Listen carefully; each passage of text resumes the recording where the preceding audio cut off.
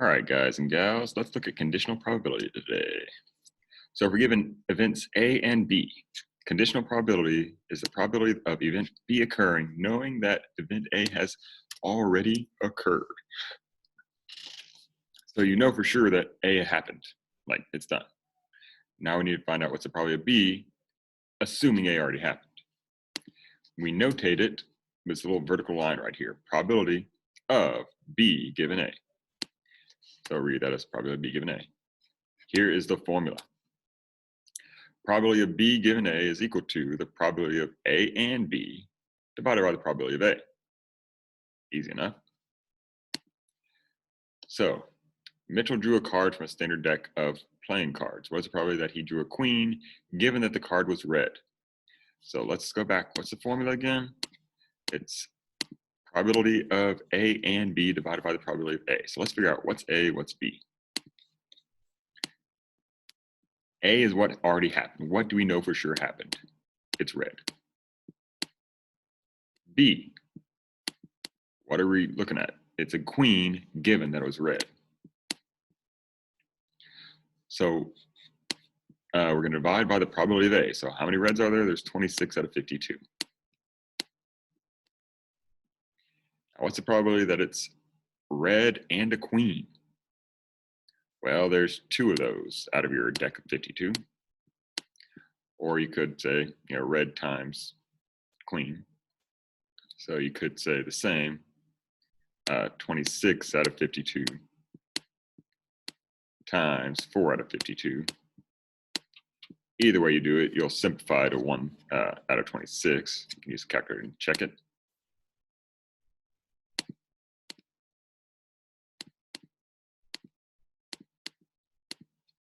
So you can either use a little bit of thinking, or you just multiply it out.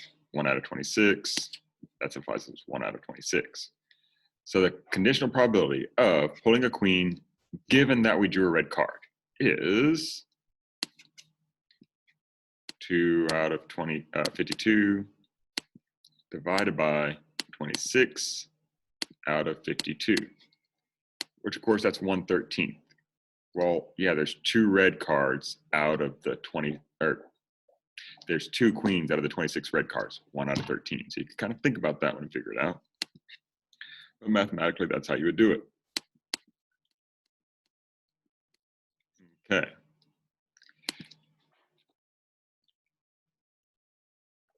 Remember, from 1 to 100 is randomly selected. What is the probability of it being a perfect square given that it is an odd number? So A, odd.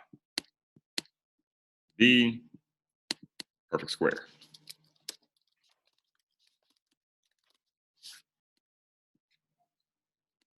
Okay, half of the numbers between 1 and 100 are odd, so there's probability of A is 50 out of 100. So that's what we're going to divide by perfect square. Well, there's 1 squared, 2 squared, 3 squared, 4 squared, 5 squared, 6 squared, 7 squared, 8 squared, 9 squared, 10 squared. All of those are between 1 and 100, so there's 10 of them.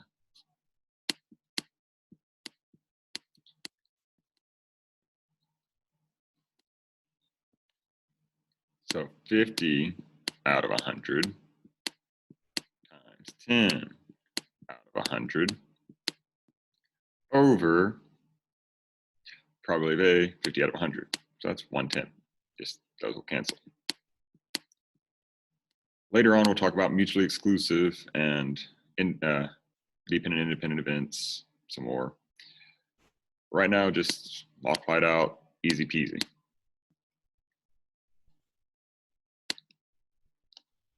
Okay, here's where it gets fun. There are 62 people that take a yoga class and 48 people that take a spinning class. Okay, you're going to need some sort of chart. You're either going to need to put it in a table or you're going to need to put it in a Venn diagram. Typically, if you got multiple classes of people and they're sharing things, that's straight up going to be a Venn diagram. 15 people take yoga and spinning. If a person from these groups is selected at random, find the probability that he or she takes a yoga class given they take a spinning class. So A is spinning, B is yoga. That's terrible. Let's make a Venn diagram. Spinning, yoga. 62 people take yoga. So I'm actually going to color code these circles. Or not. So in this circle over here, there's 62 people in the entire circle taking yoga. 48 take spinning. In this entire circle, there's 48. 15 do both. So 15 people are in here. Now, if the entire circle is 48, and there's 15 in this section, then there's 33 in that section. Now, if there's 62 here and 15 in this piece,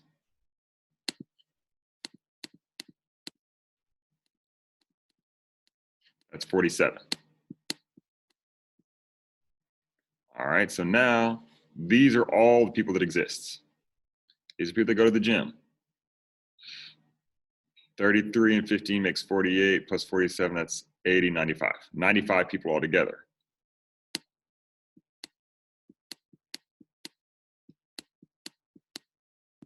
Okay. So probability of A and B, so they do spinning and yoga, that's 15 out of the 95.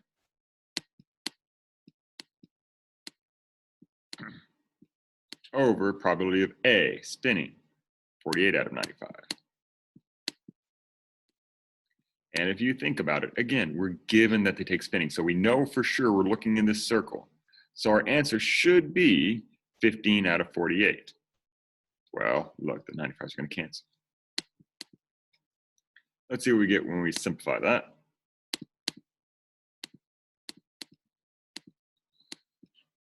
Sorry. Excuse me. 5/16.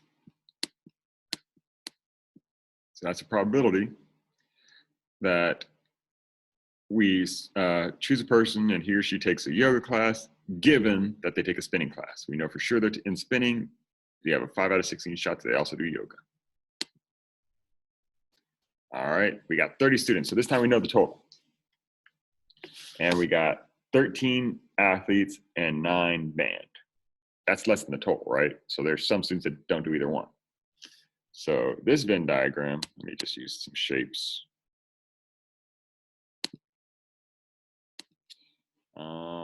So we have the entire student population of Mrs. Smith's class. There's 30 people in here, okay? In this rectangle, there's 30 people. Now there's some people that are athletes, same size, some people that are in band, and some people that are in both, and some people that are in neither one. So let's fill out this Venn diagram. Let's call this A for athletes, B for band. Okay, find the probability that the student is in band if it's known that they are not an athlete. So A is not athlete. B is band.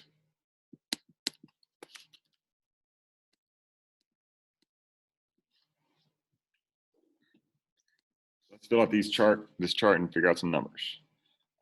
30 altogether. Okay, 30. That's not gonna help us yet. Let's get as specific as possible. 13 athletes, so this whole circle is 13. 9 bands, this circle is 9. 3 are both. So now we're getting somewhere. Let me do a different color. So if this is 3, that's obviously 6, right? 3 plus 6 is 9. That's gonna be 10. And now how many people is that? 10, 13, 19 people. Well, 30 minus the 19 tells me that 11 of those guys aren't in band or athletes. So the probability of being in band is, well, 9 out of 30, right? That's probability of B. What about the probability of A and B? Probability of not an athlete and in the band. So this circle right here represents athletes. So these guys are out. We're not counting these guys. So how many of them are not athletes and are, so not athletes, that's A. That's 17, right? So 17 is A. So that's going on the bottom, 17 out of the 30. Now, how many of the not athletes are also in band? Probably of A and B. That's the 6.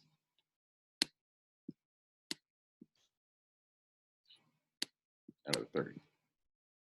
So that's 6 out of 17. Again, it's going to reduce, so you can kind of do it in your head sometimes. If you have the chart, if you have a Venn diagram or a chart, you can kind of see it without using the formula. There's 6 people that are in the band that are not athletes, and if we know they're not an athlete, there's 17 people that are not athletes. So it's got to be 6 out of the 17.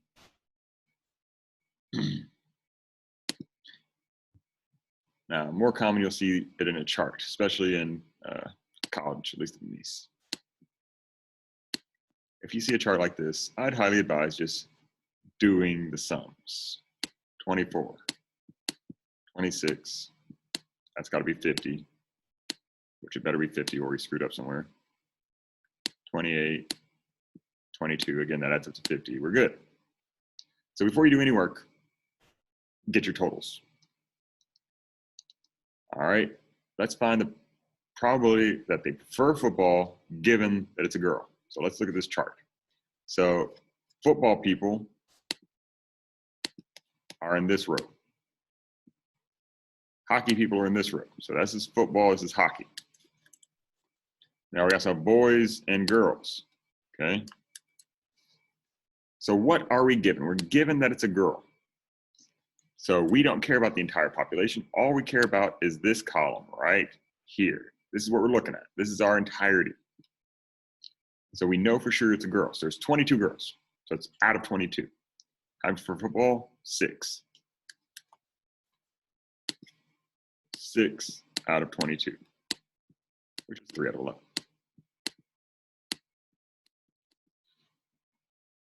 Probably a boy, given that they prefer hockey. Is this where we're looking? No. This would be the total of boys. That's not what we care about. We're looking at hockey. We're given hockey, so that's where we're looking. So our total is 26. How many of those are boys? 10.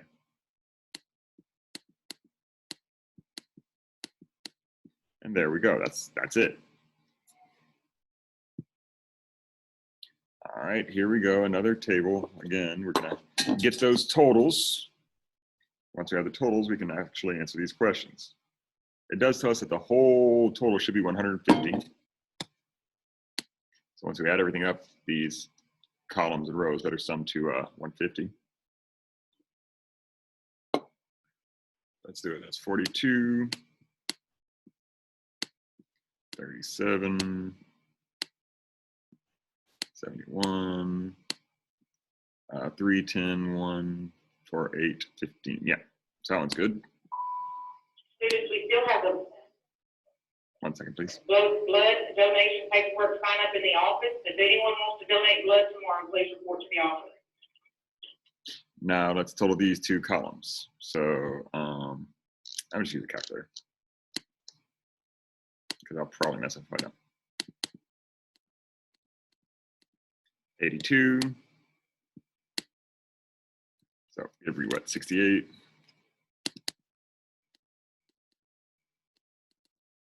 68. Okay, we're good. That adds up to 150. Now, do we need this? Maybe, maybe not, but we got it now. So let's see. Probability of a 7th grader who takes French.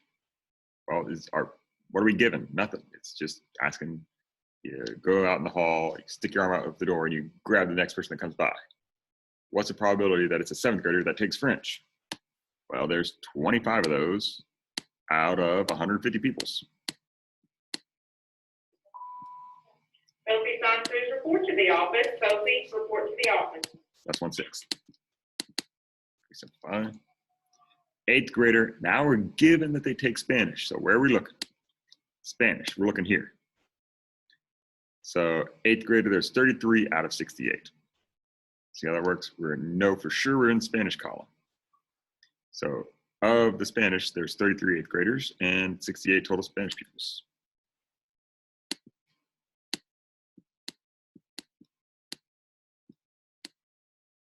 That doesn't simplify. Okay, French, given 6th grader. So are we given French? No, we're given 6th grader. So we know for sure that we're looking at a 6th grader. 19 out of the 42 take French.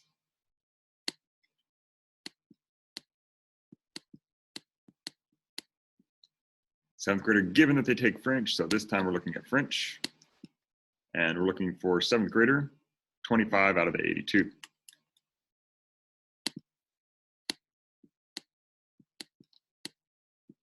And there we go. So those are the probabilities there. All right, let's take a look at the next one. So we're talking about prom this time. Got juniors and seniors. It doesn't tell us how many total, so as long as they add up at the end, we should be good. It's 84. That's 113.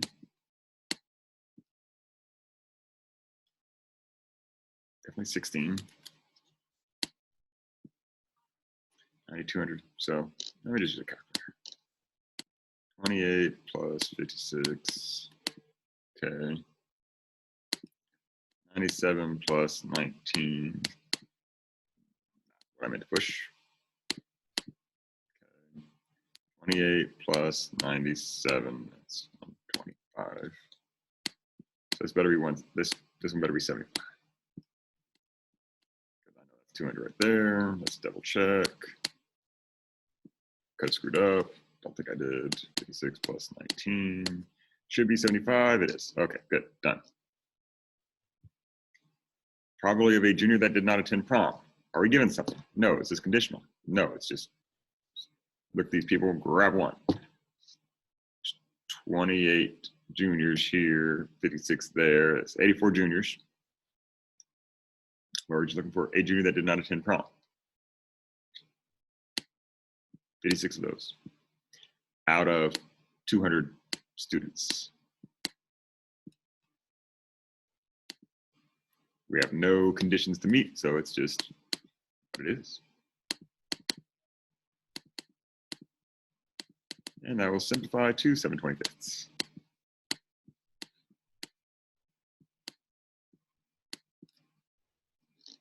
Now we're given that they're seniors. So all we're looking at is the seniors. Did not attend prom. 19 out of 116.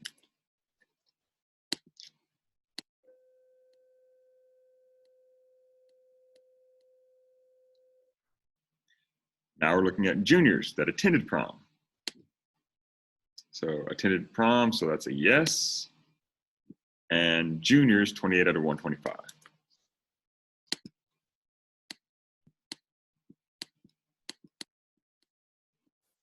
One more. All right, so we're just going to talk about relative frequency. This is the same exact thing, but they just threw in frequencies here. So frequency is your number, your relative frequency is your number out of your total. So you just take this and divide it by the total, which they don't tell us. So let's figure it out. 30, 20, 70, 130. So total is 160. Now you could use the relative frequency to actually get your probabilities, but I prefer working with fractions and decimals, so that's what I'm going to do. If you're given one, use it. If you're given the other, use that. Doesn't make a difference. 68, 72, 20, and that's 140, 160. Good. Didn't mess up. So I'm going to do 16 out of 160. That's my relative frequency here. 16 out of 160 gives me 0.1. Then I do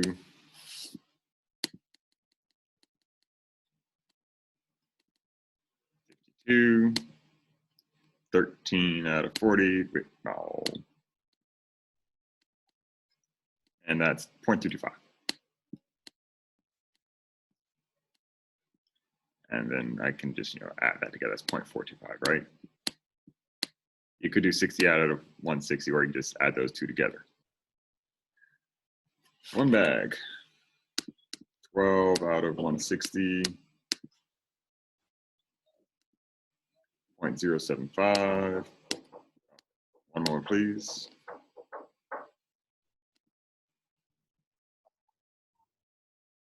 And we're back. So no idea where we were. So yeah, that. Change this one to 60. And we get 0.375. Is that 4.5? 0.45. Check.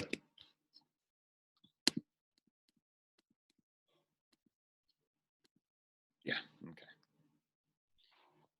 2 out of 160. 0.0125.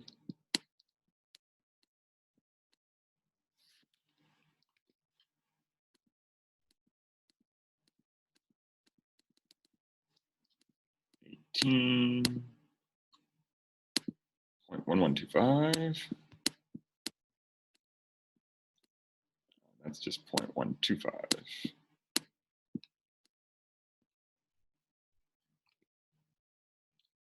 3 out of 160. 0.1875. Again, you could add those up. 130, or you could just subtract from 1.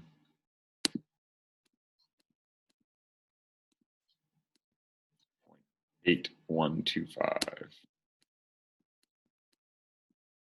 And they're the relative frequencies, so all the frequencies together better add up to one whole.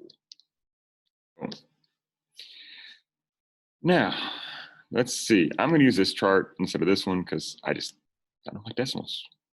I prefer fractions. Probably a coach class passenger that did not check any bags. So just grab a person in. Coach class, no bags, 18 out of 160. And I'll let you simplify that on your own.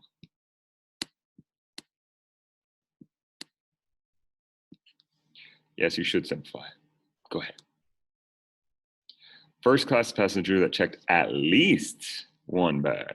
That means it could have been one bag, 2 bags, 572 bags. We only know 1 and 2 though, so. 12 plus 16, that's 28 out of 160. Again, simplify. Now we're given that they checked one bag. So checked one bag, that's these people's, for coach class, so 60 out of 72.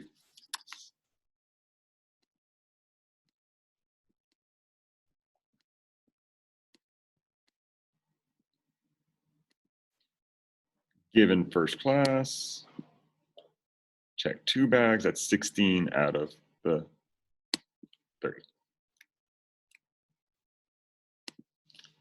And that's that, y'all. See you next time.